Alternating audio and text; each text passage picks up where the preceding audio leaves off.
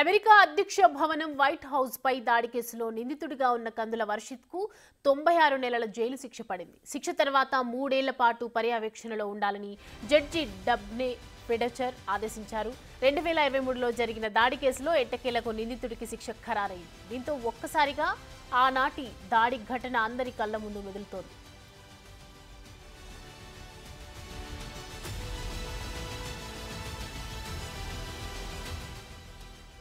హైదరాబాద్లోని చందానగర్ ప్రాంతానికి చెందిన వర్షిత్ అమెరికాలోని మిసోరీ ప్రాంతంలో నివాసమున్నాడు. వైట్ హౌస్ పై దాడికి ప్రయత్నించే సమయానికి Varshith America green card holder కావడం విశేషం. అమెరికాలో ప్రజాస్వామ్య ప్రభుత్వాన్ని కూలదోసి నాజీ స్టైల్ ప్రభుత్వాన్ని తీసుకురావాలనే సంకల్పంతో అధ్యక్ష భవనంపై దాడి చేశాడు. ఒక ట్రక్ను అద్దెకు తీసుకుని అధ్యక్ష భవనం వైపు దూసుకెళ్లాడు.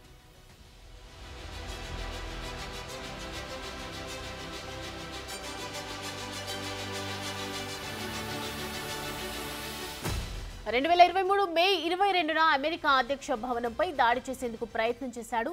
మే 22న సెయింట్ లూయిస్ నుంచి వాషింగ్టన్ చేరుకున్నాడు. సాయంత్రం 5:20 ప్రాంతంలో డల్లాస్ ఇంటర్నేషనల్ ఎయిర్పోర్ట్ చేరుకున్నాడు.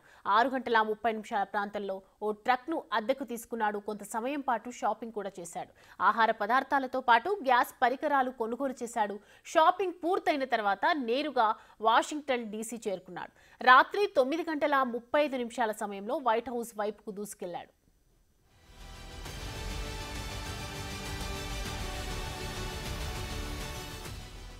ముందుగా పాదచారులు నడిచే ప్రాంతం వైపు ట్రక్ను నడిపించాడు. దీంతో పాదచారులంతా పరుగులు తీశారు.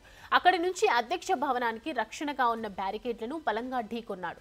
ఆ తర్వాత ట్రక్ను రివర్స్ చేసి మరోసారి బ్యారికేడ్లను ఢీకొనేందుకు ప్రయత్నించాడు.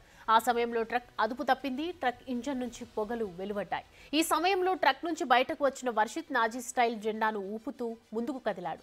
అప్పటికే అప్రమత్తమైన యుఎస్ సీక్రెట్ సర్వీస్ విభాగపు అధికారులు, యుఎస్ పార్క్ పోలీసులు వర్షిత్ను అరెస్ట్ చేశారు. తమ కస్టడీలోకి తీసుకున్నారు.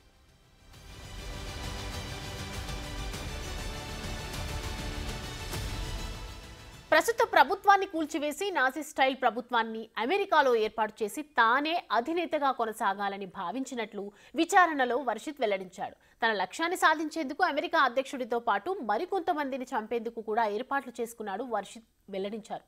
వర్షిత్ దాడి చేసిన కారణంగా కోట్లాది రూపాయల నష్టం వాటిల్లినట్లు నేషనల్ పార్క్ సర్వీస్ అధికారులు అప్పట్లో వెల్లడించారు.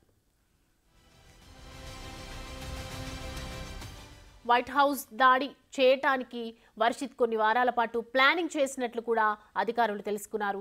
విర్జీనియా ప్రాంతంలో ఉన్న ఓ సెక్యూరిటీ కంపెనీ నుంచి వాహనాన్ని అద్దెకు తీసుకునే ప్రయత్నం చేసినట్లు కూడా అధికారులు గుర్తించారు. వర్షిత్ పై కేసు నమోదైన తర్వాత అమెరికాకు చెందిన 4-5 విభాగాలు విచారణ జరిపాయి. US secret service, Washington field office, US park police, America local police agency MPD కూడా దర్యాప్తులో పాల్గొన్నాయి.